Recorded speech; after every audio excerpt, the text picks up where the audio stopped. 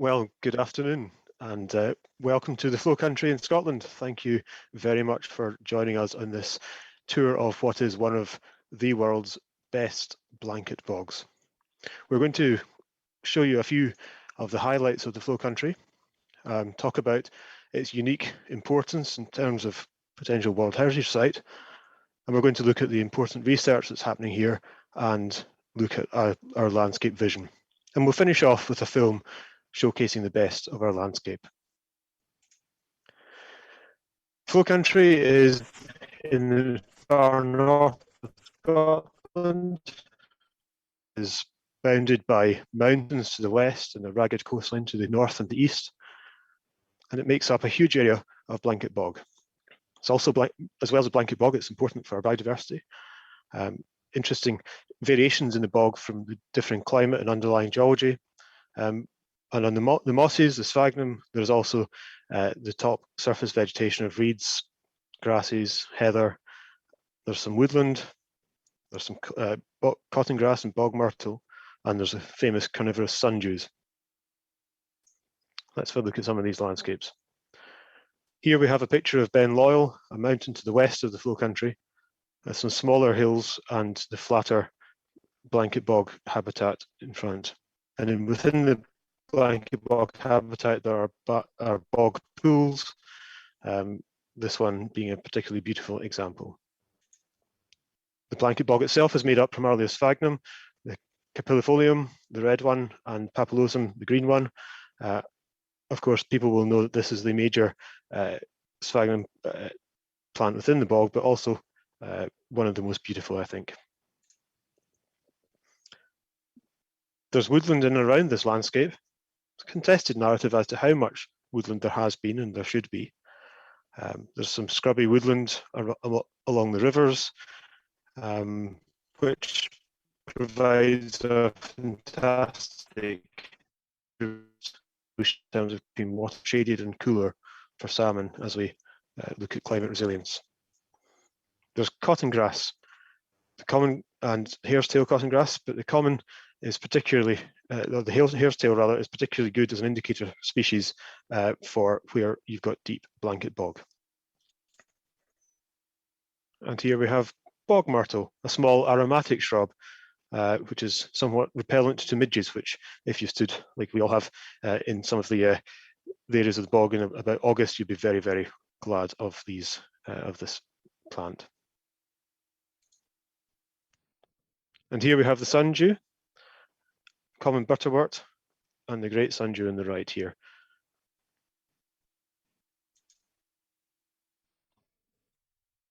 Also area important bog bean, which is in the pools, and bog asphodel on the right. The habitat supports an incredible range of biodiversity. It is particularly important for waders and other birds. Golden plover, lapwing, we'll see in a few seconds. There's owls, we have mammals, and we have obviously fish and invertebrates. And the herpetologists don't lose out either. So here is a golden plover, one of the most important waders in the habitat, and a curlew, strutting its stuff around the bog there. We also have a large number of smaller waders, including common sandpiper and snipe.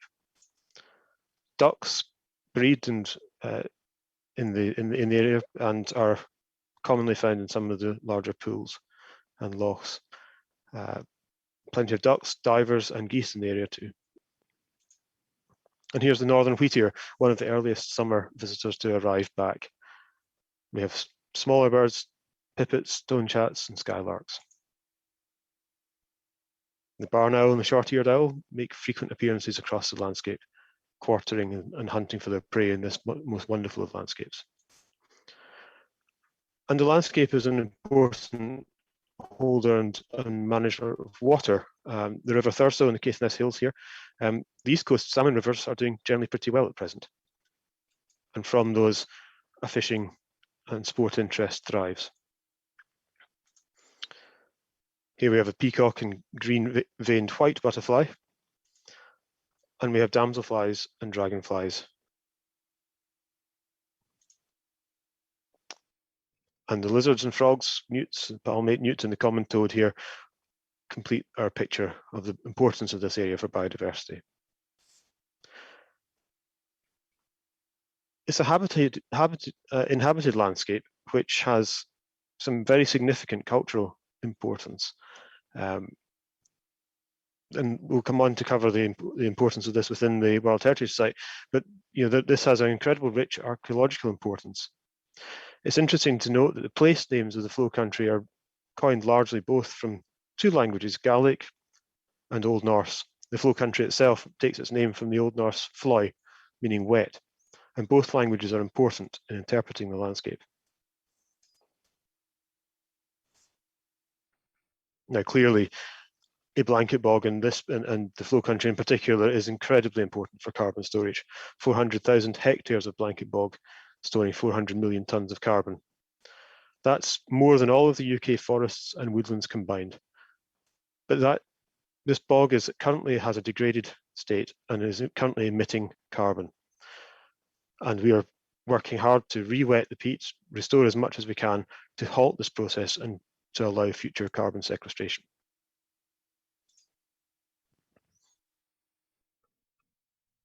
An illustration of its importance in terms of carbon sequestration is from a wildfire which happened in the region in 2019. A massive wildfire in the north of the region in May 2019 doubled Scotland's greenhouse gas emissions for the 6 days that it burned. 22 square miles, that's 5,700 hectares of blanket bog in this area was burnt.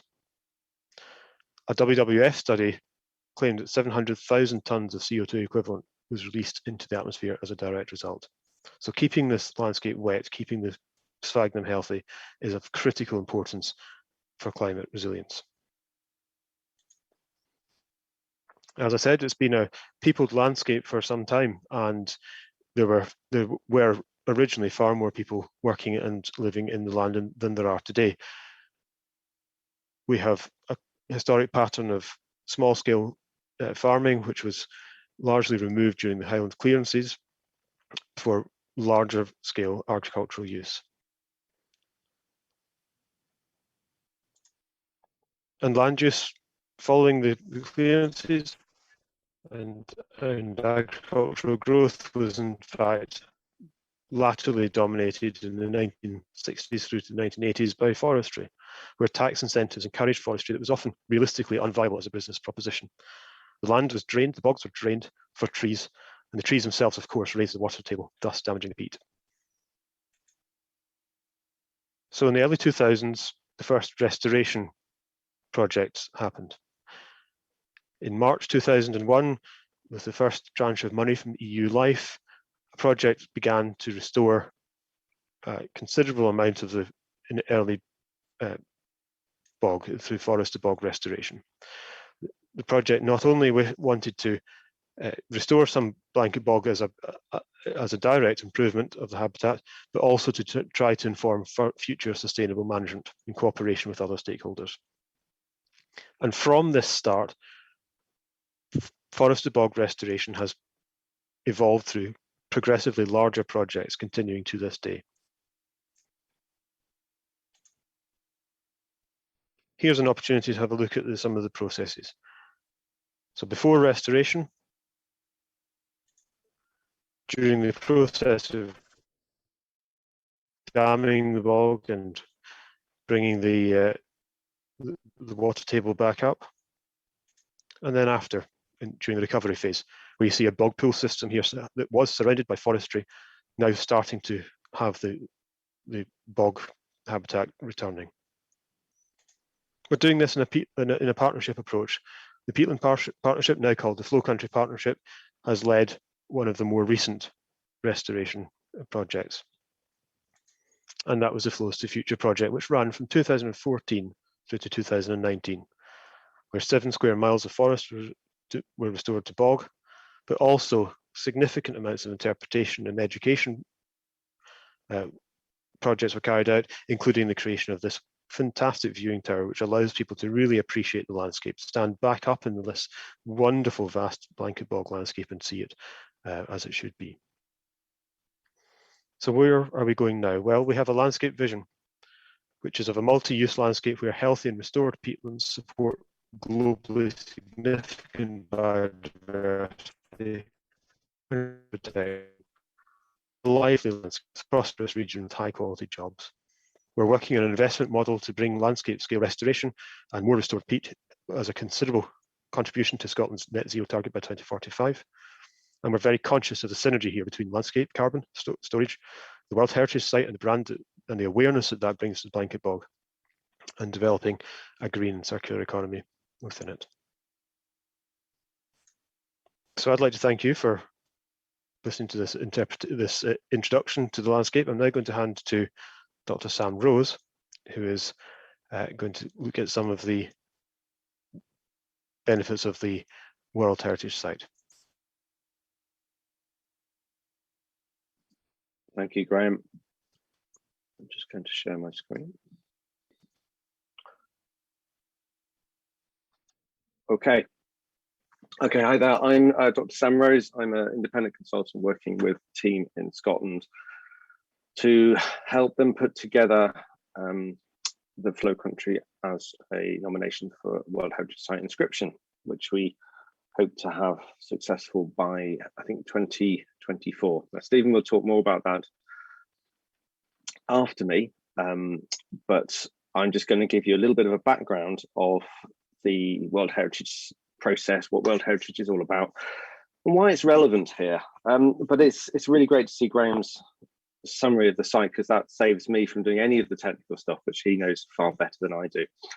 So really, I'm going to just look a little bit about World Heritage. And I think it's really fitting, you may have already mentioned this, that it's Nature Day today at COP26. And what Graham has already talked about in terms of the natural restoration of the peatlands is so important to this. And I'll come on to that in a little while.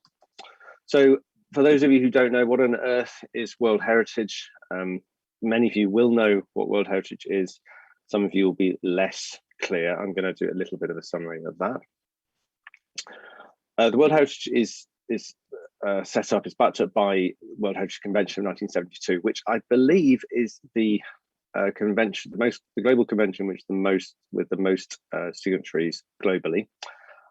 It is based on the premise of something called outstanding universal value. So sites around the world, and there are 219 natural sites and 897 cultural sites, must demonstrate they meet certain criteria.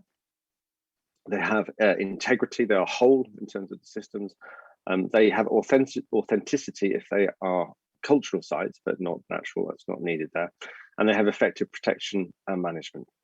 And it is the duty of all state parties, whether they're whichever country it is around the world who signed up to the convention, to protect, conserve, present, and transmit to future generations the World Heritage sites on their property. And one of the things about World Heritage, which I particularly like and I think is particularly important, it is within the convention that it is the duty of the international community as a whole to cooperate in terms of protecting World Heritage for future generations. And I think that is particularly relevant that we're talking about this at COP, where the whole world is getting together to look at these issues of climate change, and climate change is something which is going to affect pretty much all World Heritage sites around the world. The convention also recognises the way in which people interact with nature. It is forward thinking in the sense that it links nature and culture together in a way that many other designations don't, and looks at the fundamental need to preserve the balance between nature and culture, the people who live within the places which we look to protect, preserve, and present to future generations. So in some ways, you could say this is the best of the best, the sites around the world which really are outstanding. It is the global designation. And natural sites, and sorry, you can see on the map there, the green dots are the natural sites around the world. The red ones I'll come on to in a little bit. And there's a reasonable spread of green dots globally. There's a lot of yellow dots, which you saw previously, which are the cultural sites, very much focused in Europe. But natural sites are more globally spread. And Great Barrier Reef, Okavango Delta, Serengeti, Yosemite, therefore, the very iconic sites around the world, which people will know about and be used to seeing photos such as these, the classic Serengeti plains, the ever so slightly being bleached Barrier Reef, Yosemite, and Okavango. But there's no peatlands on this list, which is interesting. It's an oversight, perhaps. And I don't believe there's been a thematic study by IUCN to really narrow this down, although there has been some work in the last 10 years, and particularly through the Peatlands programme. And I say that, but there's not yet anyway, and that's really where the flow country work is coming into itself. But before I talk a little bit more about that, I think it's worth mentioning the World Heritage Convention on Climate Change. There is a new policy which was agreed by the World Heritage Committee in July, and the quote there really says it all. Climate change has become one of the most significant threats to World Heritage properties, potentially impacting outstanding universal value and their potential for economic social development at the local level, which is part of what World Heritage is all about. It's about a destination that can really add value to a local place. So it's bad, they know it. And if you look at the dots, the red dots are the current sites in danger, and that can be cultural or natural sites. I suspect that in coming years, the red dots will increase on the map, and that will be of real concern to lots of people involved in managing heritage globally. What's going to happen to the sites where that are designated for glaciers when there is no ice? It's a question to take forward. Within this policy, I thought I'd highlight a few sentences. I'm sorry, there's a few words here. Pictures are much more fun, but it's very relevant, particularly to the work we're doing in the flow country. Within the policy document, they say safeguarding natural ecosystems that are carbon sinks is particularly important for contributing to climate mitigation. That's what we're looking at within the flow country. And also in their annex, they are highlighting heritage properties, particularly natural properties, that can contribute to climate mitigation by safeguarding the natural carbon sinks and increasing carbon sequestration in natural systems. As Graham said, currently the flow country is a net emitter. That will change in time with good restoration practice to become a net sequesterer. So just a little bit about World Heritage in the UK, or Natural World Heritage. I'm focusing on that today, which is where the flow country will sit if World Heritage status is granted. We have 5 sites in the UK currently: Jurassic Coast, which is for the outstanding record of life in the geology on the south coast. The Giant's Causeway in Northern Ireland for its incredible geological formations. We have a fantastic St Kilda off the coast of Scotland, which is a mixed site for the I'll focus on the nature, which is for the terrestrial and marine biodiversity, particularly the seabird colonies, but also some mammal interest there. And we have Gough and Inaccessible Islands, which is, if you can see my pointer, this one, and then the Henderson Islands, which is the other one over in the Pacific, both of which have outstanding endemic biodiversity and are recognised, particularly Henderson Island, recognised for its evolutionary processes. So the flow country, with the big yellow star up there, could this be the 6th UK Natural World Heritage Site and the first globally designated for peatlands? Well, the blanket bog there has been effectively 10,000 years in the making, and the bid has been 15 years in the making. And so people in the flow country, like Graham and others, have been working for a very long time alongside the day job to start to develop the case. And the government gave permission last year for the team to go ahead and put forward a nomination. And currently that's what we're doing. Stephen will talk about that in a minute. But as Graham has said, it's all about the blanket bog and the representative biodiversity, particularly the bird life and the flora, which together we very strongly feel show outstanding universal value and can be demonstrated as such. It is also hugely important for carbon sequestration and storage. That will form part of our bid, and that role has been particularly strengthened by the recent policy, which I've already talked about, from the World Heritage Committee, which is going to be ideally, hopefully, approved by the General Assembly in November of this year. There's also this issue that the flow country is a model of peatland restoration now. I mean, yes, it's had its issues in the past. Graham has talked about that, but the tide has changed. The photo on the top right shows an area which was restored within the last 10 years, I believe. We can show how to repair the makes of the past. We have lots of different techniques going on. We have lots of work going on there. within the flow country.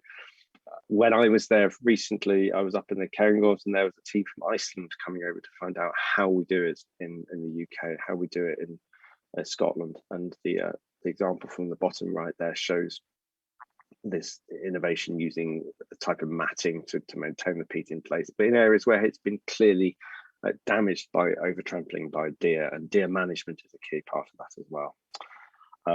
Climate justice, I think this is an important issue for the world. Scotland and the UK is now playing its part in terms of the peatland restoration aspect of climate justice, because if we can demonstrate how to do it and show that as good practice, then it is something contributing for the whole world.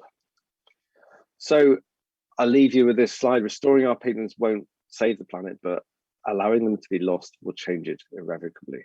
That's something I very firmly believe in. And I think that World Heritage, with its strong brand, its strong tradition, and its global recognition and global support, can play a big part in this by shining the spotlight on this amazing and relatively unknown ecosystem, which we believe has outstanding universal value. Oh. Thank you very much. Thank you, Sam, and thank you for taking us through that presentation, showing the context of natural World Heritage sites in the world and in the UK. I think I'm now going to hand over to Stephen Andrews, who is currently the coordinator for the World Heritage Site bid with the Highland Council as part of the Flow Country Partnership. Stephen. Thanks, Graham, and yeah, thanks, Sam, for leading into this. Just checking on my technology seems to be working. It looks that way. Nobody's shouting at me, so that's a good thing. So I'm going to kind of look in a bit more detail from at the Flow Country in terms of World Heritage and what we're doing to try and move that project forward, basically. So yeah, as a broad outline, it's the kind of the why. Why has this kind of come to be? The what. You know, we've seen from what Graham said how special the Flow Country is, and we've kind of seen from what Sam has said about how OUV kind of functions. Well, what is the OUV of the Flow Country? We want to get to that, and then the when, I suppose. When are we going to get this all together in terms of the progress and looking at the timeline? So I think this is a really powerful image, which for me kind of brings into sharp focus the why. And this is from the mid-1980s, from a publication by Lindsay and Andersen from 2016. And it shows some of the ploughing that went on within the Flow Country during the 80s for the purpose of tree planting. And much of this area now, and you can see in the background of this photo, it's now covered in trees. And you can see the efforts to which they were going. They were ploughing out there in the middle of this photo, almost into the center of some incredible pool systems. And this was driven, as Graham kind of highlighted, by kind of grants to kind of encourage tree planting. And we've kind of, this effectively raised the profile of the region, and a lot of work was done into trying to understand how can we conserve it and what is it, actually describing the whole area. And this led to the publication in 1988 of what you might term the Flow Country Bible by Richard Lindsay and others, called the Peatlands of Caithness and Sutherland. And buried at the back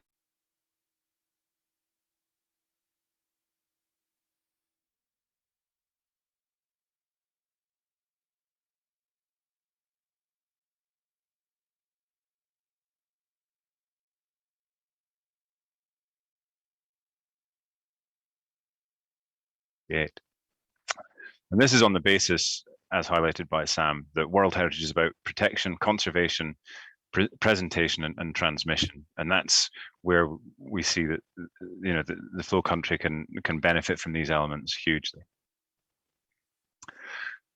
So Sam mentioned outstanding universal value, and it's easy to say, but maybe understanding it's quite important. So there's three main pillars that support that. There's criteria, there's the integrity, and there's the protection and management. And so I just want to run through these briefly of how we see them panning out for the Flow Country. We can kind of consider, well, the one that comes first is the criteria, and I think there's 11 different criteria under the convention, and we're nominating on the basis of 2 of those, which I'll come on to. And that's where it all starts, and then you've got to think about the integrity of the site and then how you protect it and management. So we're going to go through it in that direction. So we can kind of look at this at various levels. The simplest is that the two kind of World Heritage criteria, which are ecological processes, effectively, are outstanding examples of those and outstanding examples of biodiversity. But then we can kind of drill down into those a bit more deeply. And what we recognize under the first of those is that we've got the best and most extensive near continuous example of natural blanket bog ecosystem found globally. And that can actually be further broken down because it's not just the blanket bog, which is this fantastic feature which forms over slopes and in hollows and, well, as it suggests, blankets a whole terrain. But it's actually the fact that we've got great variation across the area. We've almost got the perfect laboratory with the kind of climatic, topographic, and geographic gradients. And so that really creates a great diversity in bog macro form, unlike anything you see anywhere else in the world. It's also been forming for the last 8,000 odd years, so that's a fourth dimension we can think of. So we don't just have the ability to study what's there now. We've got the ability to study that back in time as well. And so from that perspective, it's an amazing natural laboratory. But then we can kind of think about that. That's kind of almost relatively static. But what about the dynamic elements of this? And I think Sam kind of touched on this. And I think it's one of the most important parts of the ecological processes that are ongoing are obviously carbon sequestration and storage. So there's huge amount of buildup of plant material and then the locking of that carbon into the substrate.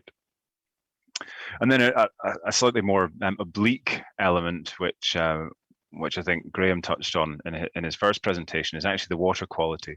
So the peatlands of Caithness and Sutherland, the Flow Country act as a massive water filter that just sits there and creates this fantastic quality water that runs down. So we've got all these drainage networks that run off it and contain a fantastic selection of animals and, well, fish and so on that are doing really, really well, unlike other places across the UK. So the Atlantic salmon is in great health in these catchments. We've got freshwater pearl mussel doing really well, and as well as that, the European eel.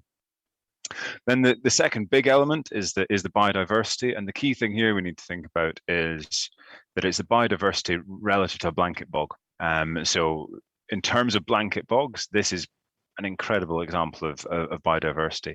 And part of that comes from the fact it sits in this interesting latitudinal position. So it has birds coming from all sorts of different kind of populations, as we might consider them, and acts, I think, as a kind of almost a roundabout in the bird world, allowing us to see a huge amount of different species where we might otherwise have to travel vast distances to see those. So there was a lot of words on that last slide, but I thought I'd want to kind of have a couple of pictures and just try and get an understanding what blanket bog is about. And this, I think, is a great example of that. And a blanket bog landscape is made up of lots of different bits of bog. And the point is they've all kind of joined together, and that's what creates this blanket. But they form on spurs, on watersheds and saddles, on valley sides, and they all have very different kind of patterns of pools and different drainages, but they all kind of form this one element that ends up blanketing the whole landscape. When you get down and start looking in a bit more detail, Graham brilliantly remembered some of the names of the sphagnums, which are something that always leaves me, except I do know that the large humps there are Racemitrium hummocks, and a really good indicator again of getting out there and going to have a closer look at what some of the plants are. But I think what this kind of shows, despite obviously a fairly grim day there in the background, the colours are incredible when you start walking out into the Flow Country, and you see that diversity of sphagnums, and then we can see in this next shot we've got those sundews, which are the great kind of helper against the midges. So we've got an incredible diversity even within some of these groups. We've got up to 29 different species of sphagnums that grow within the Flow Country, which is a large percentage of the total global population, and other plants like this bogbean sticking out there on the right. I think Graham already put up a lovely picture of a golden plover, but there's another one. They're an iconic species of the region, and something that's lovely to see and hear. They have one of the nicest calls in the early spring. So the next element to kind of touch on is the integrity. What we've got, I mean, I've got a scale bar at the bottom of this image. It's about 100 kilometers across, so it's quite a pretty large area. And not only is it large, but it's connected. And that's really important for a number of species within this system and from the point of view of resilience to potential climate change. So all of those hydrological units within the blanket bog are linked up, and they almost protect each other from the outside in. So the larger the area, the greater the integrity it has. So this is a fantastic area to be able to potentially preserve such an interesting ecosystem. Then the final pillar is the protection and the management, and I think this image sums up a lot of the interesting aspects around this really nicely. We've got on the bottom left a beautiful little pool system. To the right of that, some attempts at early drainage, and I think about the 1930s, there was attempts to improve the land, and we can see these drainage systems. Now, if you go down and look at them on the ground, you struggle to see them, to be honest, but there's these relics in the landscape. And then to the right, we've got obviously forestry, which is very much a part of the landscape as it is. But then at the top of this image, we've got wind farms, which are something which is kind of becoming increasingly common within the landscape. And interestingly here, you can see that patchwork of ground that they sit on. Well, that's because there used to be forestry. That's been felled, it's been put to restoration. And so in fact, we've got this really interesting balance of ways of trying to fight climate change. One, in increasing the ability for the blanket bog to sequester and store carbon, and secondly, to producing clean energy effectively in the landscape as well. So just to quickly look at the kind of timeline for this, well, as Sam pointed out, the technical evaluation was accepted just at the end of last year, and this is work led by Joe, who's going to speak next. And then what I've been involved with, taking on the baton, is really trying to put together the nomination dossier and management plan that goes with that. So a lot of writing and engaging people to contribute, people such as Roxane, who's going to speak as well after Joe. Then there's obviously an awful lot of communication with the communities. We want to see how, sorry, my screen is just, there we go. Talking to the communities, making sure they can shape the process fully. As Sam pointed out, this is not just about nature, it's about the communities within that and how they feel they want to move that forward. And of course, that involves a lot of communication, briefings with councillors, MSPs, and members of parliament, and so on. And the next stage that we're going to be moving into, in fact, is ramping up that consultation. And with a lot of the material we've put together, we'll be looking to in the spring take that out and share that with communities and various land interests, before bringing it back together, editing it, and hopefully submitting towards the end of 2022. And then we've just got a nice year and a half or so to wait nervously while UNESCO consider and come and visit us, actually, so that we can show them around the site, and then they'll decide mid-2024. So hopefully that's given you a bit of an idea of what we're trying to do, what we're trying to protect, and when we're the time frame for that is. And so I'll kind of pass on to Joe, who's going to talk a bit more about the community aspect of this, I'm sure via Graham in between. So thank you.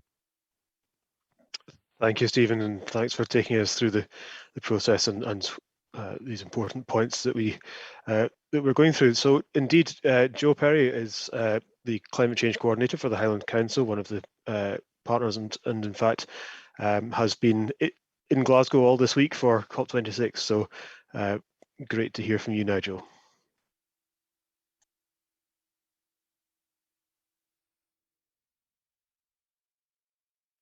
Sorry, Joe, but you'll need to bring yourself off mute. Sorry, thanks very much. Sorry, we'll just start up again. So yes, my name's Joe Perry, and I'm the Climate Change Coordinator for the Highland Council. But before taking on this role, I was Project Coordinator for the Flow Country World Heritage Site project. And in my current climate change role, I'm still fortunate to be involved in the World Heritage Site process, and in particular for the community aspects of the project, which is what I'm going to be talking about today.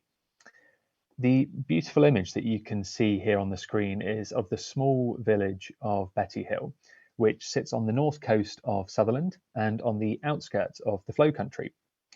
Small coastal villages like this and towns circle the Flow Country, with a few very small communities living in the interior. Through my time working in the Flow Country and with the World Heritage Site project, I've had the privilege and the pleasure of meeting many of the local residents of this really wonderful place. And I've found that everyone has a different relationship to the peatlands and would be affected differently by its inscription as a World Heritage Site. I believe that World Heritage Site status is a huge positive opportunity for locals. We want to engage with local communities throughout the process of attaining this accolade, as this will make for a stronger World Heritage Site and will bring those benefits which communities see the most value in. Now, I'm going to start with identity because this was perhaps what struck me the most when I first moved to the area. Living on the far north coast is very different to being down in the Scottish Central Belt or even in Inverness, the capital of the Highlands. The extreme remoteness of these communities has resulted in a unique identity, which is to an extent underpinned by independence and a close relationship to the land and to the sea. For many people in these communities, the vast expanse of the Flow Country are integral to the identity and to their heritage. Some local crofters and farmers, such as Alan Mackay, who I believe is making his second appearance for these presentations today, managing the land passed down to them through the generations. The hard history of the Highland clearances, a period in which thousands of tenants were evicted from their homes to make space for large-scale sheep farms, has led to mass migration from the Highlanders to the coast, the Scottish lowlands, and even as far as North America and to Australia. Those who stayed were forced to adapt to balancing their work on small crops with the necessity of supplementing this income in the fishing or in the quarrying industries. Local communities still rely on the land to a far greater extent than the average person in Scotland or across the UK. And with that comes a keen understanding of the environment, of the seasons, the weather, and of land management. World Heritage Site status for the Flow Country would bring these unique identities to a wider audience and would also celebrate them for future generations in the region. Now, the far north is beautiful, as you have seen from many of the images in our presentation today. It's a peaceful, it's an inspiring place to live, but it's not without its challenges. There's rural isolation, rural poverty, aging population, human capital flight, an underdeveloped infrastructure, and these are all causes of concerns for the people of the Flow Country, the people who live in Caithness and Sutherland, the two historic capitals in which the Flow Country is situated. Now, World Heritage Site status does not have the power to alleviate these concerns in one swoop, but it can form part of a wider positive movement to ensure that having the world's greatest peatland on your doorstep has benefits which can be seen in local schools, in our local workplaces, town halls, and tourism businesses. World Heritage Site status has been proven in other regions in the UK, such as the Lake District and the Jurassic Coast, to attract investment in new and existing businesses, as well as infrastructure projects, in particular those which support the tourism industry. Now, UNESCO places a great emphasis on education, and we believe that having a natural World Heritage Site in the North Highlands would be a fantastic opportunity for local schools and other educational institutions. The Flow Country is already a centre of excellence for peatland research, and it could be that the next generation of peatland scientists are going to learn their trade in our very own world-class and world heritage blanket bog. We believe that World Heritage status for the Flow Country will bring significant opportunities to local communities, and indeed to the whole of Scotland, to the UK, and also to peatlands worldwide. It's often said in the World Heritage community that you get the benefits that you prepare for. So we're keen to work with local communities to identify what this accolade should bring to the area. Eco and heritage tourism are growing exponentially in the Highlands, with COVID being an exception. This has been particularly true since the NC 500 driving route began bringing thousands of tourists around the north coast of Scotland each year. Now, some of these tourists are keen not only to drive around the Flow Country, but to explore the interior, perhaps by taking a buggy tour with local farmers, such as Willie Findlay that we can see here in the picture. World Heritage status for the Flow Country would likely increase tourist interest in exploring the region more slowly, encouraging them to spend more time and more money in the region. Now, a well-developed and supported World Heritage brand for the Flow Country could be beneficial for local businesses who want to attract new customers. It's a mark not only of provenance, but also of quality for products made in the region and for services sourced in the area. There's the opportunity for World Heritage status to connect or to reconnect locals with the remarkable peatlands on their doorsteps. One thing that we found from the first round of consultation was that many locals haven't visited the Flow Country in years. They really just drive around it. Many young people had never really explored the peatlands. The mental and physical health benefits of spending time in nature are well proven, and one of our hopes is that this accolade could be inspiration for locals to explore the region on foot or by bike. Now, the introduction of a new World Heritage Site would constitute a change to the area for local residents, but this is not the only change that the region has experienced in recent times. For many years, the Dounreay nuclear establishments, parts of which you can see in this picture, have been the most significant employer for the area, in particular for the northeast. It is, however, in the process of decommissioning, and while the decommissioning process does in itself create some jobs, this is a dwindling source of employment for the region and will gradually employ fewer and fewer people. Conversations with locals in the more rural parts of Sutherland, further away from Dounreay, also revealed a degree of sadness around the shrinking numbers of crofters in the area, and also the recent closures of local schools and libraries. COVID-19, of course, has also brought significant change and hardship to the region, but it's also prompted us to rethink what we value and how we want to live our lives. The incredible natural capital of the far north has made it a desirable place to live, to visit and to work in, particularly with more jobs offering remote working. I think a natural World Heritage Site would be a just reward for the incredible natural assets of the region and would help to drive change in a positive and in a green direction. Now, the impacts of climate change are likely to be felt most severely by those who are least prepared to respond and to adapt to it, including fragile rural communities. The Flow Country, as we've already heard, has experienced severe wildfires in recent years, and it's likely that these disasters will increase in severity and in frequency in the coming years due to climate change. And now, as you can see in this picture, when the fires came to the Flow Country, the locals stood side by side with the fire service to beat back the flames and to protect the local environment, and as well as people's homes and their livelihoods. The local people are a protective factor for the peatlands, and in return, the peatlands can be a protective factor for local communities. The health, the prosperity, and the lifestyle of these local communities are inextricably linked to the health of the local environment. This is literally the case when it comes to some climate change impacts related to natural disasters such as flooding, where healthy peatlands can hold and slow the movement of water, and for wildfires, which spread less quickly through healthy peatlands. World Heritage Site status would come with the requirement of a strong management plan, which for a Flow Country World Heritage Site would be centred on a healthy peatland. The World Heritage Site would, of course, just be part of a wider regional and national plan to protect, restore, and celebrate this and other peatlands. Now, as you're going to hear from other talks today in this session and at the Peatland Pavilion throughout COP, a warming climate brings threats to peatlands worldwide. Peatlands are also threatened by inappropriate land management, by overgrazing, by wildfires and pollution. Today, the Flow Country is the best peatland of its type anywhere in the world, and local communities are rightly proud of it.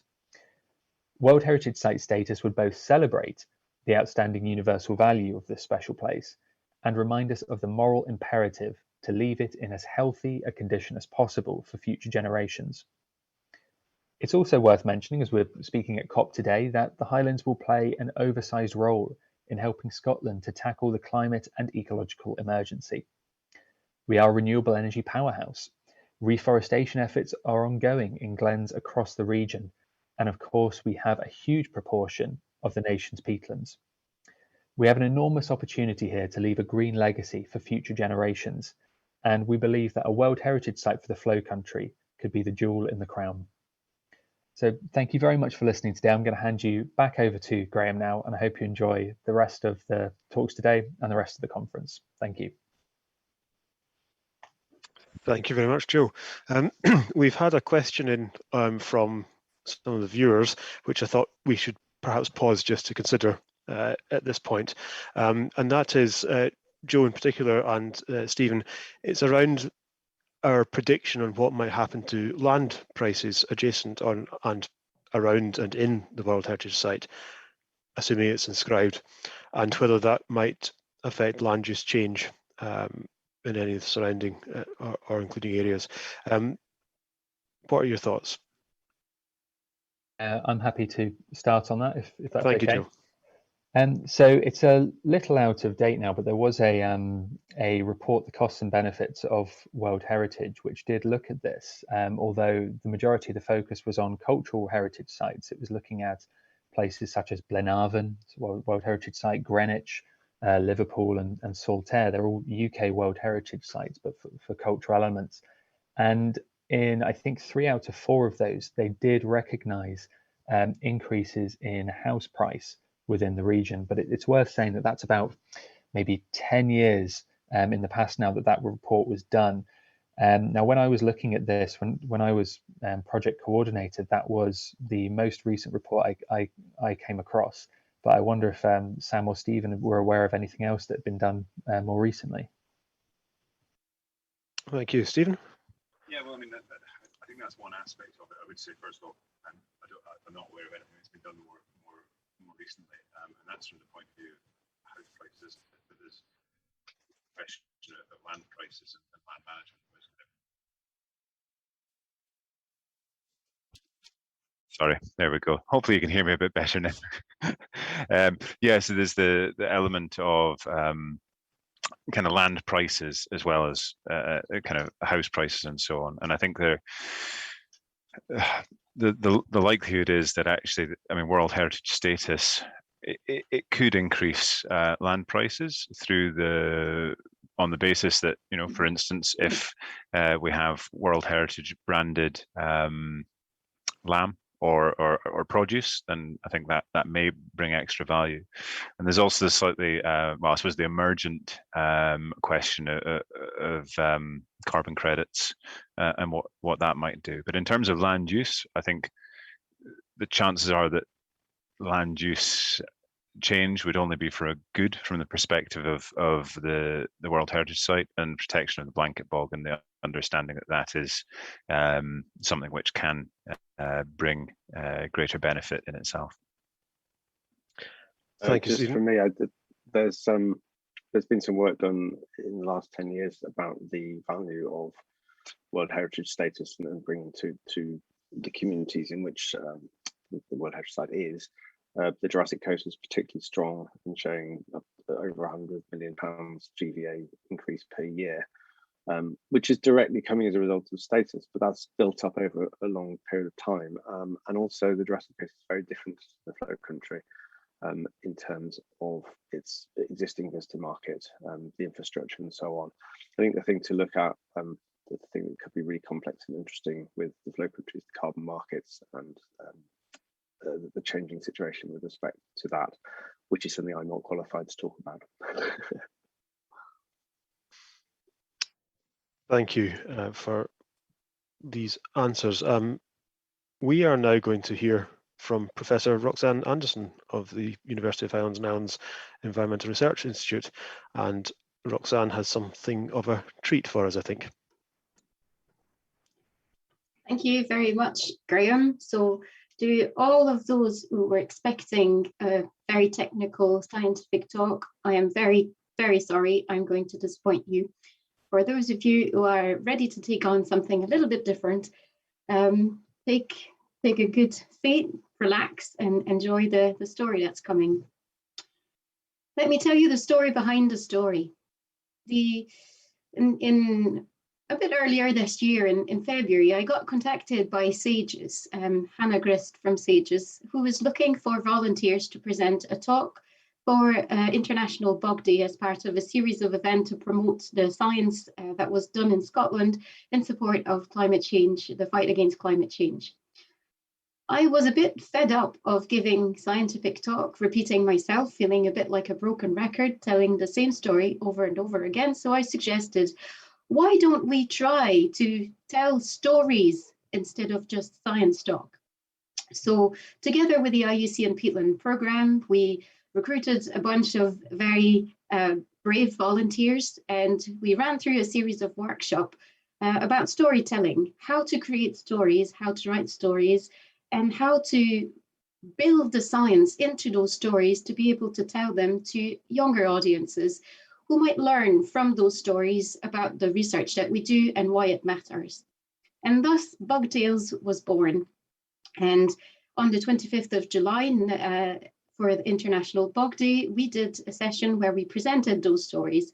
And this was a very successful event. The stories were wonderful. The evening was a great evening of learning, as well as having quite a lot of fun.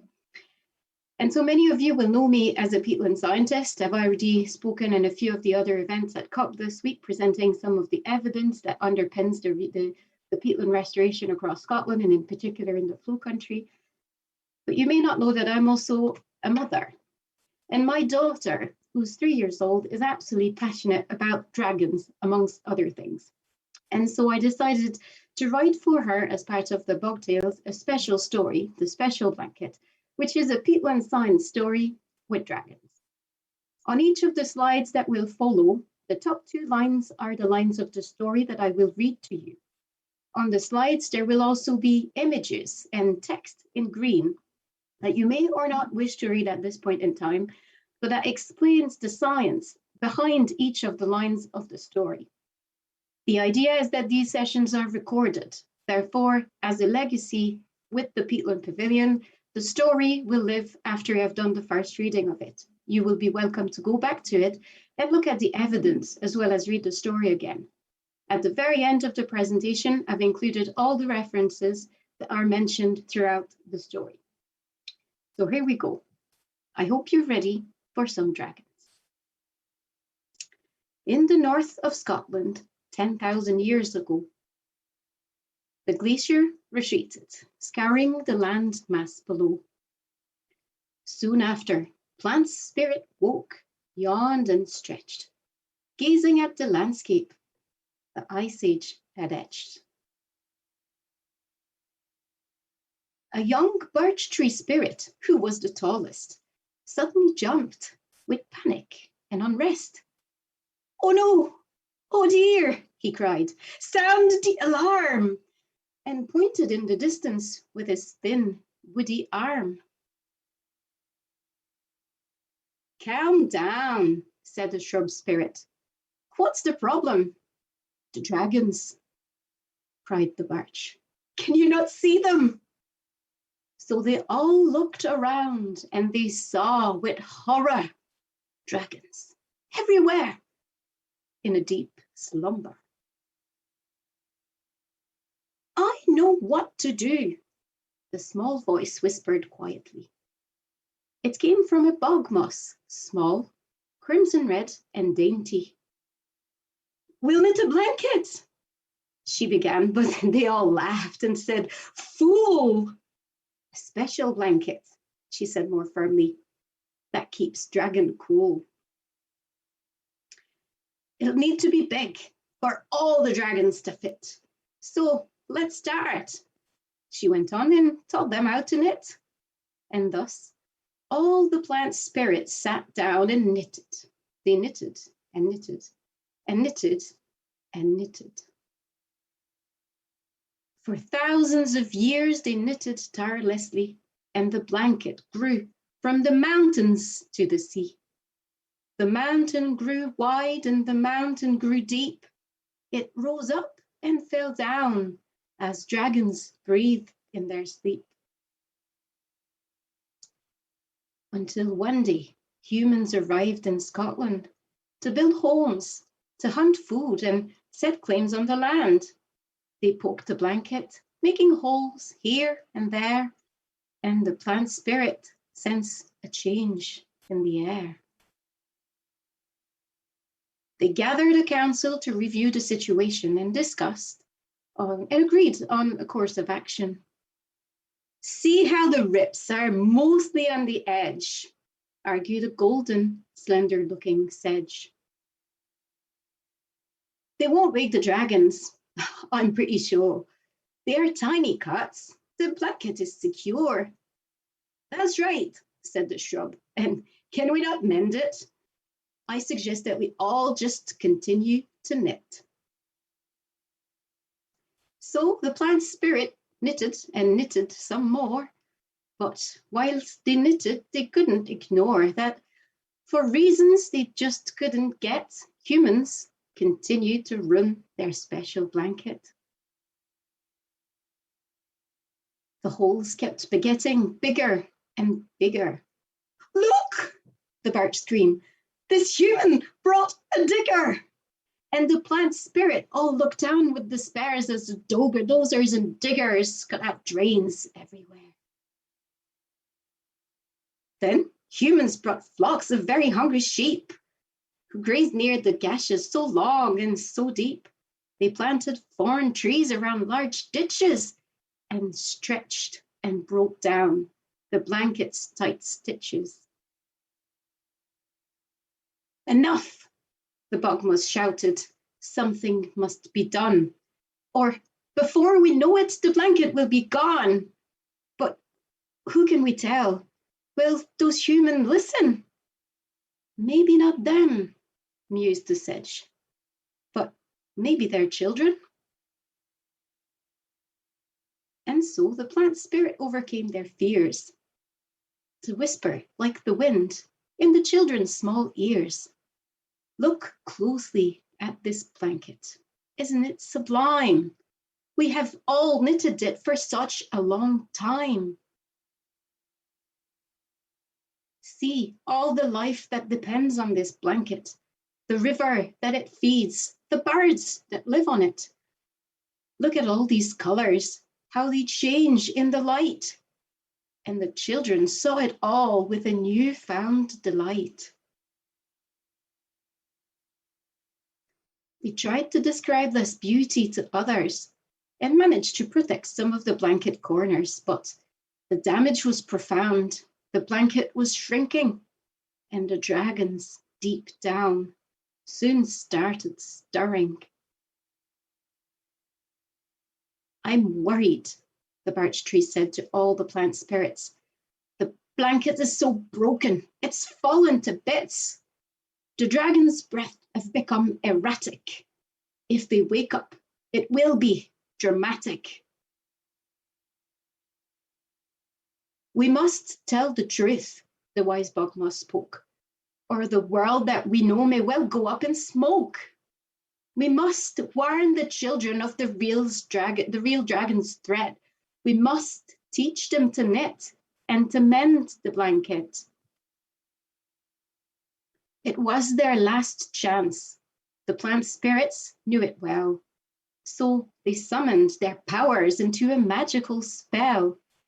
As the children slept, they started to have visions of the broken blanket bursting out with dragons. In that way, the dreams truly began to reveal just why the blanket was a really big deal. The dragons were scary, but there was hope too, as the dreams also showed the children what to do. The children spoke to everyone and told them the story. They warned of dragons and of the plant spirits' worry that if the blanket, the special blanket, was not looked after fast, then even humans were not guaranteed to last. And now, humans block drains, cut trees and patch up the cracks, and the plant spirits are able to follow in their tracks. They join forces and work as one team, stitching back the blanket with a yarn made of dream. And what of the dragons? You may be wondering. Under the blanket, it looks like, again, they are snoring. And I hope that they will continue to snore for another 10,000 years, or perhaps even more. Thank you very much. You have now heard the special blanket. Thank you so much, Roxane.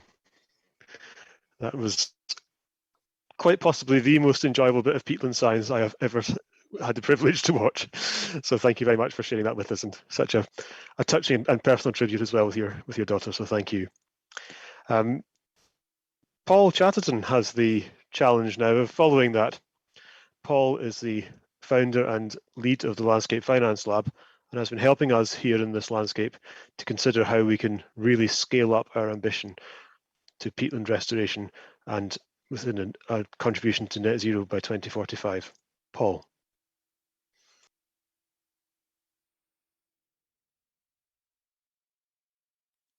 You have to take yourself off mute, Paul. Thank you, Graham. And thank you, Roxane. How beautiful. That was really special. And this is a really special landscape on a European scale, on a global scale. I feel really privileged to be part of it. Best of the best. And I have to say, I feel so privileged to be part of a team that really is the best of the best as well. And the combination of science and art, of community action, and so on is just a delight. I want to add in the question of finance and landscape finance. How do we knit that blanket? Because we, as human beings, have been building an ecosystem, an economy that's based on individual action, individual projects, individual concessions, land holdings. We've got to think together about a system that holds the whole earth together. And starting with the flow country, which is one of the most important places in Europe, and the most concentrated store of carbon in Europe as well. So this is very important.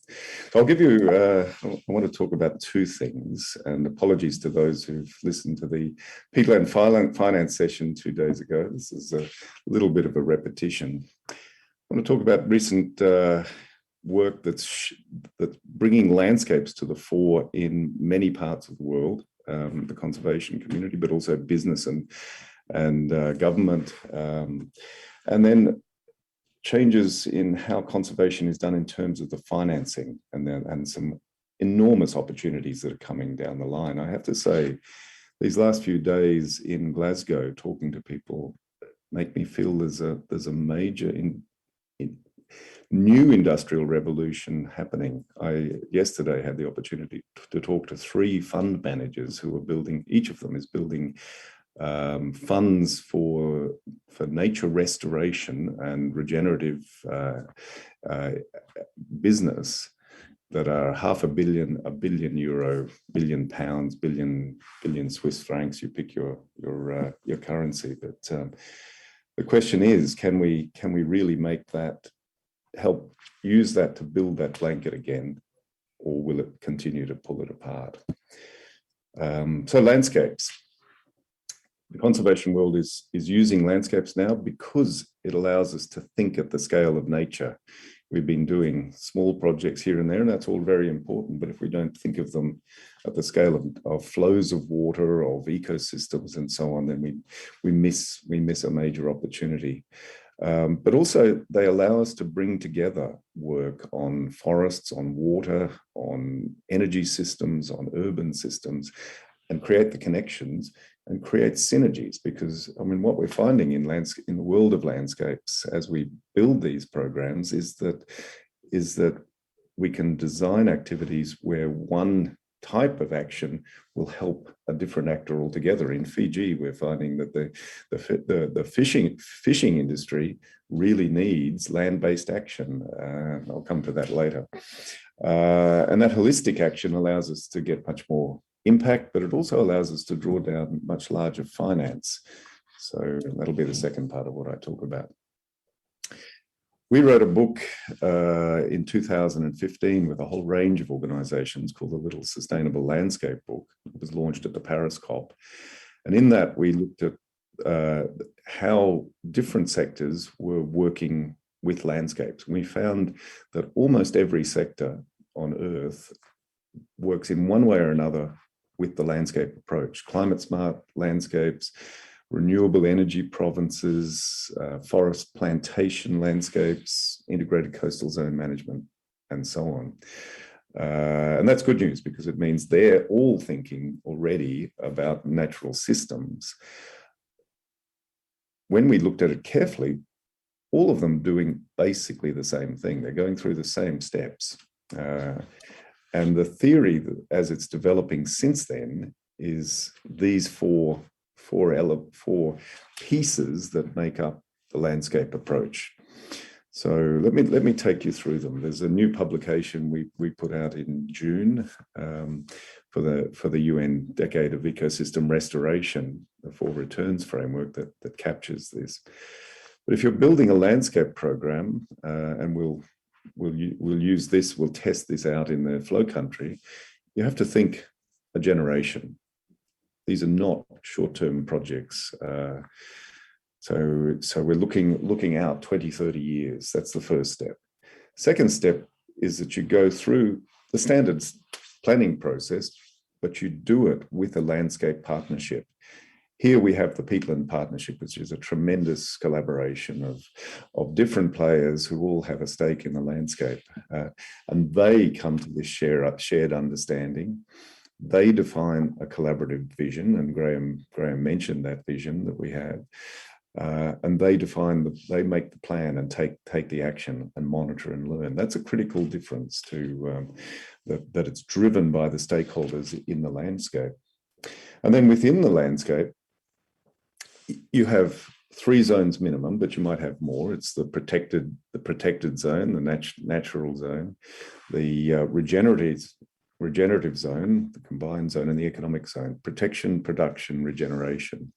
Now, I just heard today that the EU is about to bring into law a restoration protocol.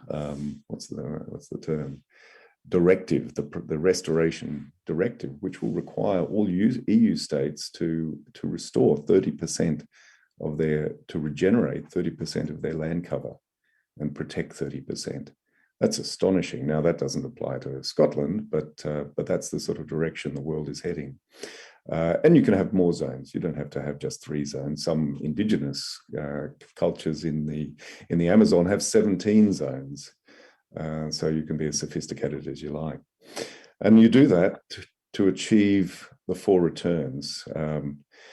Social returns, natural returns, financial returns, so ecology, economy, ecology, society. But the return of inspiration, I think, is the really interesting one. And as Joe was saying, the identity of the flow country is really important, and it's critical to the people who live there. And we have the opportunity to help them to strengthen that identity and make it known through the world. So that's the basics of the landscape approach, the steps that we'll go through as we go further into this process in the flow country. And the theory is that if you do that process, you achieve a sustainable landscape. And if we have enough sustainable landscapes on the planet, we achieve the SDGs and the climate goals. A few steps to go there, yeah. So the financing. The other remarkable thing that's happening right at the moment is there's a shift from grant-based financing to commercial financing and carbon financing, performance financing for conservation efforts and for sustainable development.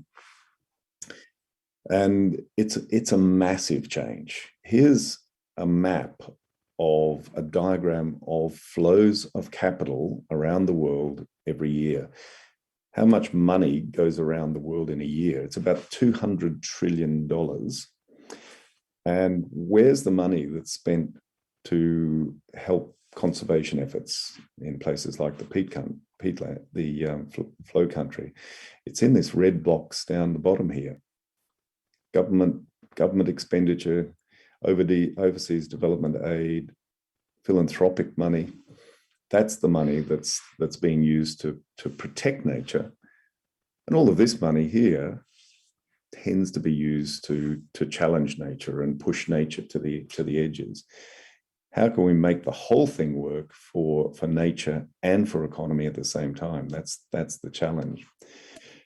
And you're seeing the opportunities for that in, say, the green bond industry. So a bond is just a collection of loans. Banks put them together and create a bundle of loans, which are usually $50, $100 million or more, and then they sell those bonds to raise finance. Now, green bonds are bonds that have a climate or a nature conservation goal of one sort or another, sustainability goal. And a decade ago, there was $2 billion worth of green bonds on this planet. Today, there's about 1.3 trillion.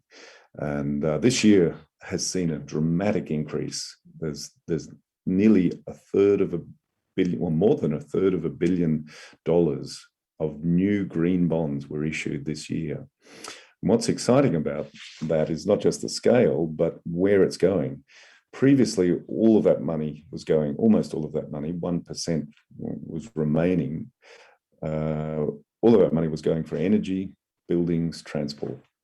Now we're seeing that the amount of money for water and land use and waste increasing rapidly, and it's up to 14%. 3 years ago it was 1%. So it's there's a lot more money out there for investing in the sorts of things that are happening in the flow country and other important natural landscapes. And they have an appetite for carbon payments as well. So given that the flow country is such a concentration of carbon, how do we get that money to finance some of the activities that are being proposed? But the problem is that the investors want projects that are $100 million or more. That's what makes a bond. They don't get out of bed unless there's at least that or more. How do we get to that scale? So let me show you a couple of examples from around the world of where that's happening. The world of jurisdictional REDD, it's called, forest carbon, has been around for a decade or so. And this project in the Congo, in the Democratic Republic of Congo, we started building that in 2010. And it's much the same principle as the Peatland Code in the UK. People get paid when they protect the forest. They get paid for the results that they deliver, not for the activity they do.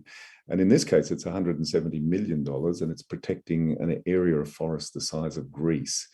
What's really interesting about it is that it pays many different types of actors: plantation companies, communities, agricultural companies, and so on. And the smallest actors get paid first. And I think that's a big challenge for Scotland, with 50% of the land owned by 432 people. You don't want all the money to go to all of the rich landowners, the big landowners, but you do want them to get a benefit. You want them to benefit, but you want the small actors to benefit first, and everyone grow together. I think that's a major challenge, and there's some really good lessons to be learned from that world of forest carbon. There's another world where corporates are taking action to build landscape programs and investments. This is a strip of forest across the center of Sumatra in Indonesia, one of the only places where you get tigers, orangutans, and elephants together. And just below it is a rubber plantation owned by a partner of Michelin tire company. So Michelin has helped build a $215 million sustainability bond, which is a loan they've taken to invest in sustainable rubber production that restores rainforests, that allows interplanting of rainforest trees in the forest, and benefits the national park. So how can corporates get involved in this? There's plenty of ways to do that as well. Small businesses can get involved as well. On the left-hand side is the Fiji Great Sea Reef Resilience Program. This is the third largest barrier reef in the world, and it's dissolving because of climate change. It's one of the 7 reefs that has a chance of surviving, but we have to stop the land-based pollution, the pesticides and fertilizers, the silt from coming down the rivers and destroying the reefs. And that's what Matanataki is doing. It's a $50 million incubator for small businesses that can help protect the reef. Organic agriculture, coral reef replanting, ecotourism, and so on. And then the fourth example I want to go into is Peatland Finance Ireland. So the Irish government and stakeholders in Ireland are really looking very carefully at what's happening in Scotland and learning from it. In fact, the IUCN, who helped develop the Peatlands Code for the UK, is helping us with the work in Ireland. This is an effort to take 1.4 million hectares of peatland and find a way to finance the restoration of it. And there's a number of different ways that you can restore the peatland, we're finding. But the challenge is to move that from an individual project by project basis to an overall solution that benefits the communities first, that works with the leaders of the four main sectors, so forestry, energy, water, and agriculture, and that creates an incentive program for carbon for the country. We've just got getting figures back on this, and we're finding that 80% of these actions to restore peatlands cost $5 a tonne, €5 a tonne, I should say. The current price being paid by the Irish government is €33 a tonne. So this should be quite a profitable effort if you look at it over a large scale. And I'm sure as we look into the situation in Scotland, we can find that a similar situation exists. So again, how to spread that benefit so everyone wins together. And that's what they're building in Ireland, a program that takes those different types of public investment, carbon credits, commercial finance, because many companies want to buy carbon credits, and then fund solutions across 4 different sectors that deliver integrated results. The gold standard will certify these, we hope, and make this work at catchment scale and national scale. So it's really building that blanket in each catchment and then eventually back across the whole of Ireland. That's exactly what I think is possible in Scotland, and I'm so pleased to be part of a team that's doing this. The opportunities ahead of us are just enormous. I think there's some work coming down the line with Gold Standard for a multiple impact credit. So we'll see that people are not only wanting to give credits and buy carbon credits, but they'll also buy biodiversity credits. They'll buy certified sustainable production credits, and so on. So watch out for that. There'll be that coming down the line. These big banks are developing portfolios for investing in a number of landscapes at once. So as we design the landscape program for the flow country, we can be thinking about doing the same thing in neighboring landscapes, other peatland landscapes in Europe or elsewhere. And financial instruments will be available to invest in a number of them. And then the key opportunity is that these financial instruments don't have to be owned by banks or governments. They can be owned by the local communities and local actors. How do we construct those so that the local community holds the focus, keeps the direction, and is supported by the rest of the world? So there's a quick introduction to landscape finance, and I'll pass back to Graham. Thank you. Thank you very much, Paul. That was a very interesting look across the world of landscape finance and some great examples there. We don't have any questions coming through, so I guess if the behind the scenes technicians are good to go, we can run our film, which showcases the best of the landscapes from the flow country.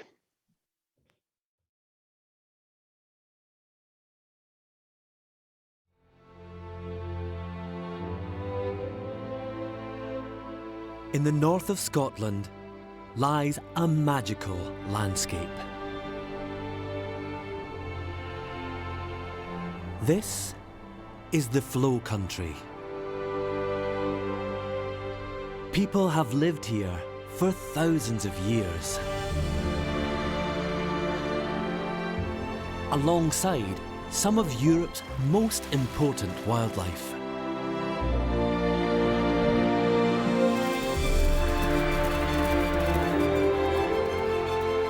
Although much of the landscape looks as it did millennia ago, some areas have been damaged and now need to be restored. Not just for wildlife, but for people and our planet itself.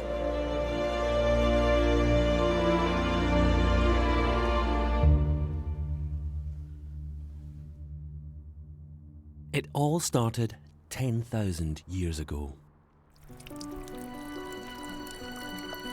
Britain's climate started to warm.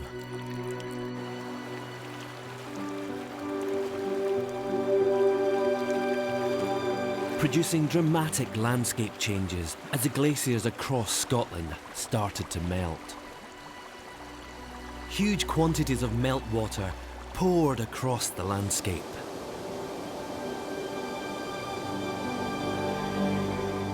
The cool, wet climate that followed created a giant blanket bog in what is now Caithness and Sutherland. This became the flows. A huge wetland of bogs, lochs and pools.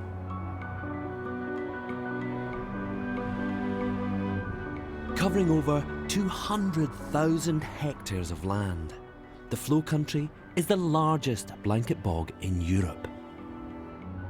I love the flows. They're a vast and beautiful landscape. They're a place where you can come and just realise just how small we are as people. The flow country is the heart that is pumping water of huge quality. So good order in the flow country, good order in the peatlands, good water, good fishing population. I suppose I have a connection to the land because my family have been here for generations. It's important ecologically. It's very important to me because I make my living from it.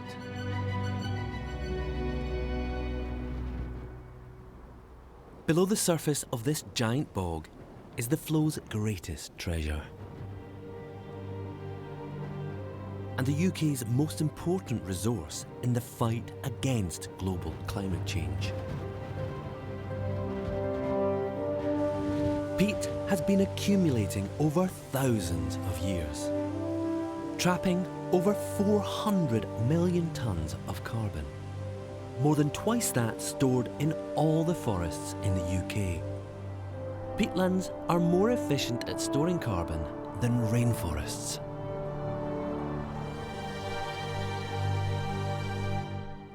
All because of this small moss.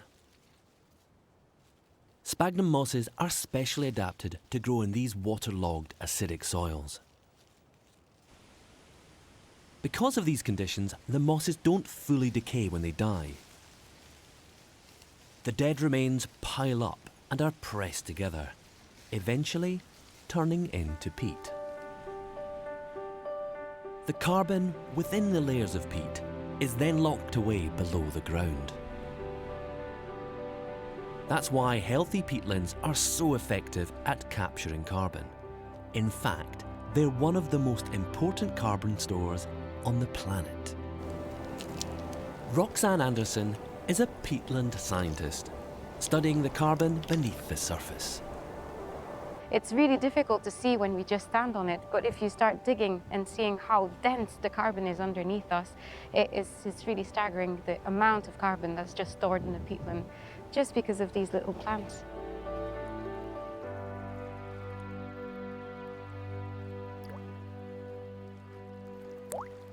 Sphagnum moss creates a unique habitat for the plant and animal species that live here.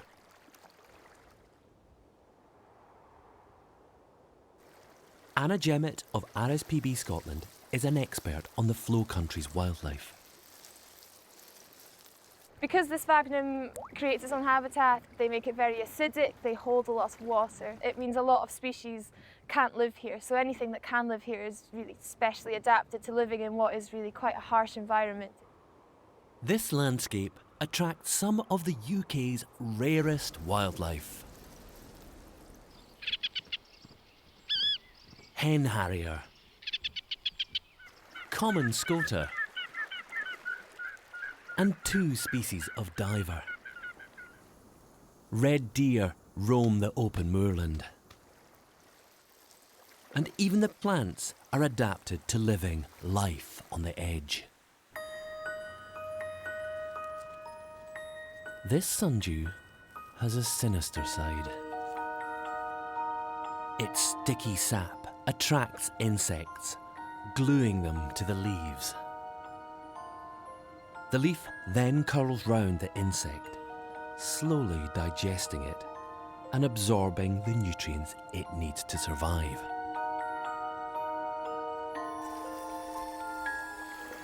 The pool systems contain a strange and alien-like world.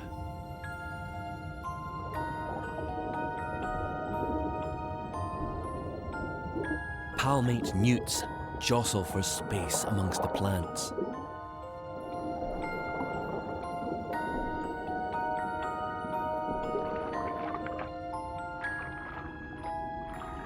Caddisfly larvae use silk to weave aquatic vegetation into protective cases. You're also getting the great diving beetles, which are the tigers of the pool system. They're huge great beetles that can even predate on newts, so that's something really exciting. And there's the dragonfly larvae. Dragonflies spend most of their lives as larvae under the water. They're just a hunting machine, so they've got probably the best eyes in the insect kingdom. They can see above, below, backwards and forwards all at the same time. And with that, they've got the two sets of wings that can move independently, so they can hover, they can again fly up and down, forward and backwards.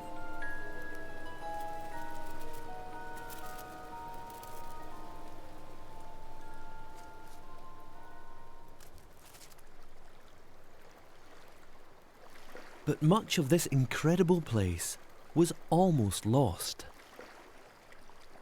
For many, many years, people didn't really see the value of peatland. They thought of peatlands as wastelands because they weren't very productive. You can't grow stuff on them, you can't have anything on them. So the only way to get them more productive was to start draining them and maybe try planting things on them. So the drainage was done, for example, to help having more sheep on the hills, and the drainage was also done to start planting the trees. All those forests that we see behind us are actually plantation that were done in between the 60s and the 80s, really. So there was a really fast movement of trying to plant as many trees as possible in the flow country. Despite being treeless for over 4,000 years, large areas of the flow country were damaged through agricultural drainage and commercial conifer cultivation. These forests store less carbon than the blanket bog, and in many places their planting damaged this fragile habitat, causing the bog to dry and crack, releasing its precious carbon. Specialist bird and plant species could no longer survive here as the forest replaced the bog. The future of the flow country looked uncertain. More recently, there's been a recognition that the peatlands store a huge amount of carbon. But when you disturb them, this carbon is being released to the atmosphere at a much faster pace than it's been accumulating and fueling global climate change.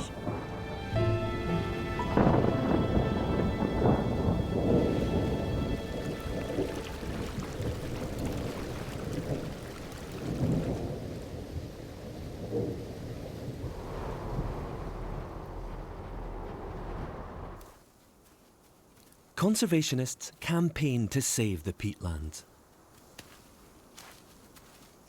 Finally, their efforts paid off.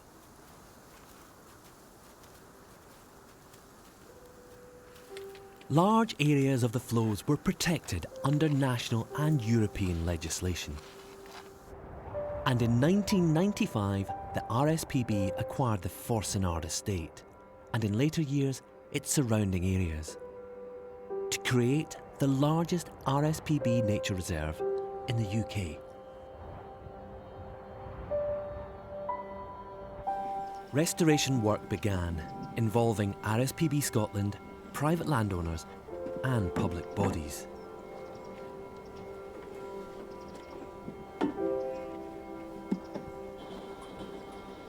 And in 2006, the Peatlands Partnership was formed, bringing together a group of organisations to secure the future of the flow country.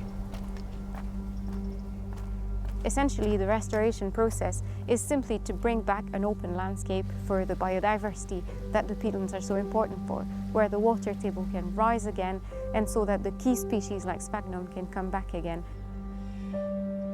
To achieve this, tree plantations needed to be cleared. Many were of poor quality due to the harsh growing conditions on deep peat.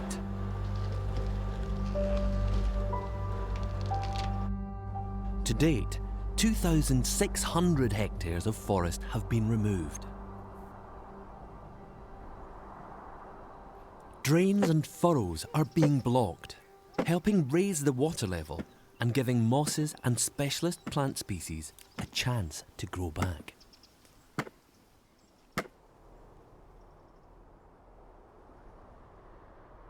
Restoring the habitat is helping the breeding success of many species.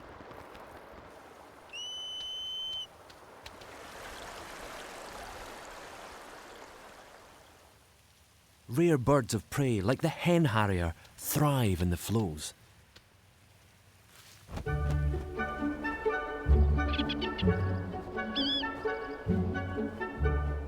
The female hen harrier can be identified by her golden brown plumage and ringed tail, while the male is blue-grey with black wingtips.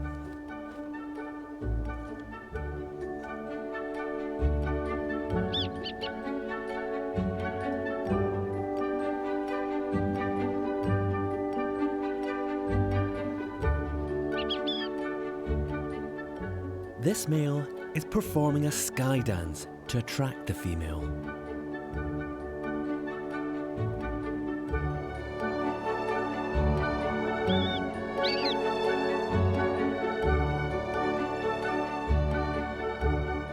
Hen harriers are still heavily persecuted in Britain.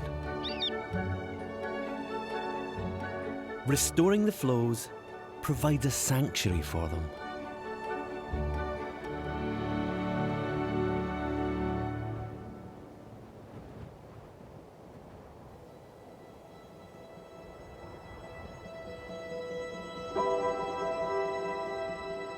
There is a more positive story of humans in the flow country.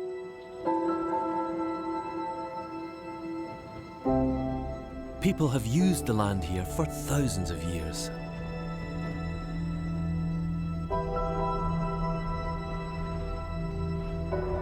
Evidence of ancient people is scattered across the flows. The Camster Cairns, a group of 5,000-year-old Neolithic burial chambers, are amongst the oldest stone monuments in Scotland.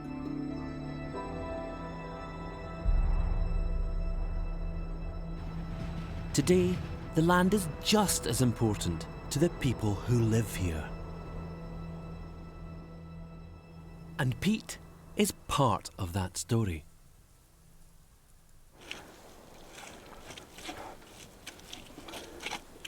For centuries, local people have cut the peat into slabs and stacked it to dry in the open.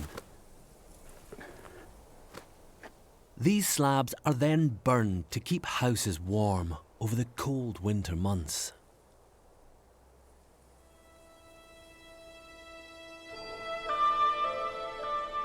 The Great Blanket Bog is the beating heart that provides life for the rivers and wildlife. And its health determines the quality of water that flows into the rivers. With declining salmon stocks across Scotland, it's never been so important to manage these rivers. Fishing is an important part of the local economy here, and organisations are working hard to make fishing practices more sustainable. John Thurso is the chairman of the Caithness District Salmon Fishery Board and works to regulate fishing on these rivers. What we try to do on the Caithness board is to preserve and protect the resource that we are charged with. So that basically means salmon, ensuring that there are good growth of juveniles in the river, ensuring that we do the best environmental practices. Alan Youngson and his team are electrofishing small rivers in the flow country, checking the health and numbers of juvenile fish that live here.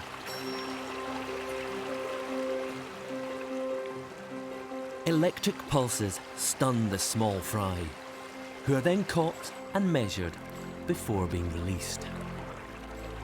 Alan and his team have been electrofishing at specified sites to find out what fish are in there, what juvenile fish, which is called the biomass.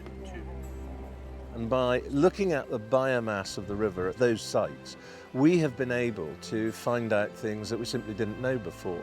And we've been able to gather data and information about the salmon biomass in the river. By finding out how many little baby fry or slightly bigger par there are on any given year and following that through 3 years, you have an idea, irrespective of how many are being caught, of what is there. And that helps you both in the overall management, but also to know what is a sustainable catch.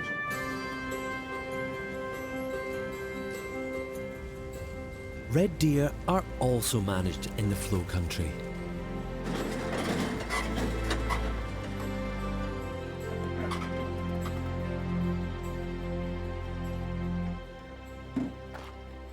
With no natural predators, high deer numbers can damage the delicate flow's habitat.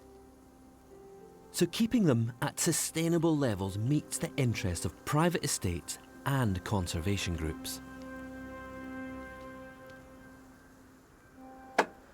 And like fishing, deer stalking brings visitors to the flows and helps generate important revenue for the local economy.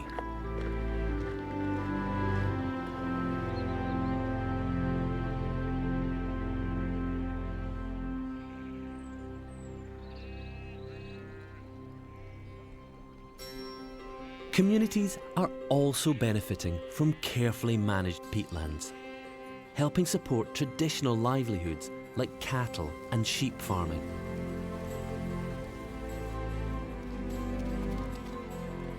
Alan Mackay is a farm manager in the Kyle of Tongue. I suppose I have a connection to the land because my family have been here for generations. Maybe 100 years past, it may have been overgrazed. Now, it's not overgrazed, we manage it. We have to be very careful how we graze it. You don't want to damage the peatland, so you tend to try and keep the sheep to the harder ground.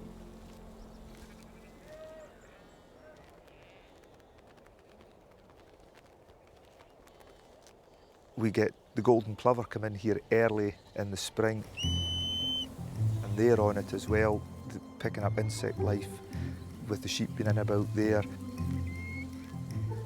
This landscape attracts important numbers of wading birds.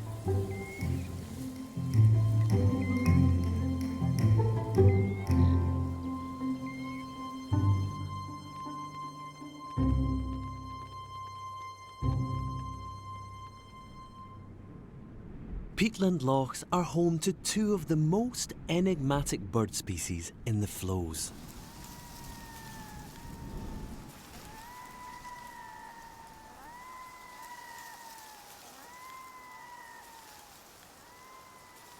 When you first hear a diver calling, you can't really believe it's a bird. It's such a haunting call, and especially in a landscape like this where sound can travel so far, it's really special to hear that for the first time. Red-throated divers arrive in spring for the breeding season.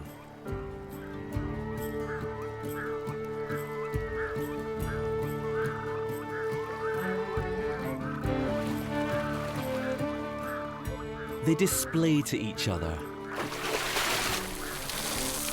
reaffirming their bond after many months apart on the open sea.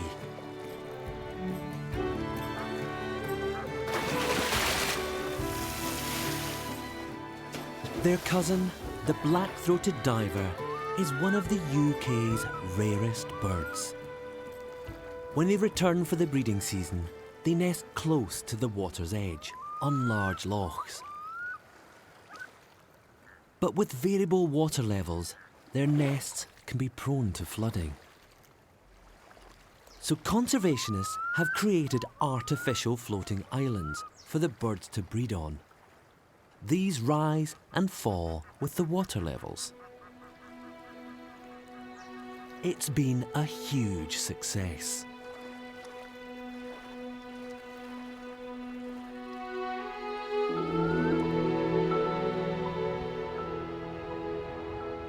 People are working hard to understand how the restoration process is impacting the flow country. Roxane and her colleagues from across the UK are studying the carbon stocks and the greenhouse gas exchanges in these peatlands. As scientists, we need to have data. We need to measure these processes to make sure that we know what's happening, how fast it's happening. And so one of the projects that we've been doing here has been to try and understand how quickly these restored peatlands stop emitting carbon. New scientific instruments like this flux tower monitor the health of the bog. What you can see just behind me is one of the many ways that we use to measure the carbon that's coming in or out of the peatland. And we're measuring how much carbon is actually emitted by those disturbed peatlands, so the forested peatlands or the drained peatlands. And we also have a good idea of how much carbon is captured by the healthy peatlands, so we're also measuring that. And then we're also measuring the different stages of restoration to see what exactly the carbon is doing in these peatlands. So is it coming out of the peatland or is it coming back into the peatland like it does in a natural system? It will take years before the flows can truly recover. But real progress is being made.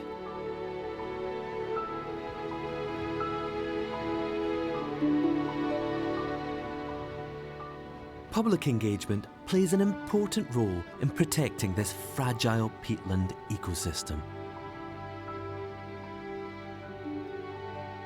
Every year, visitors come to explore, enjoy, and learn about the flow country.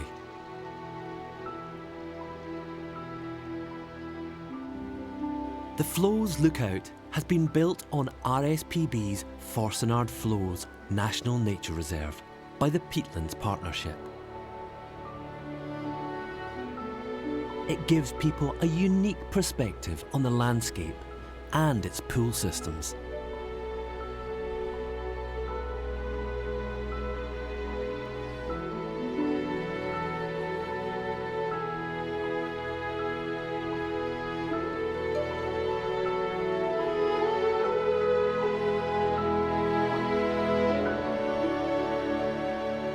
With so much to see and do, the flows offer visitors a unique experience of nature like nowhere else in the UK.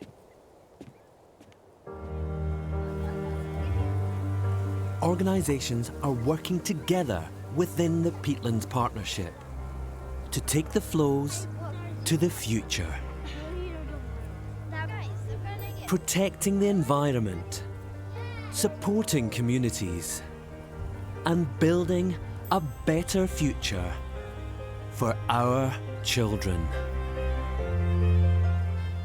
The core thing in all of it is to actually make sure that in all we do it with the grain of nature and in harmony with nature. This absolutely magical, world-class blanket bog actually can be maintained and sustained and even some regenerated. There's something really special about the flow country. You can either be slightly overwhelmed by how huge it is or also look really closely at how beautiful it is in a small way. And of course the peatlands are a key element of this landscape. And for me, they are beautiful. They change with the light, they change with the season, but every time I come in the peatland, it's a very peaceful environment for me. I just love the landscapes here. If we can help protect and restore the peatlands, they'll continue to be a wildlife haven and an important carbon store in the fight against climate change.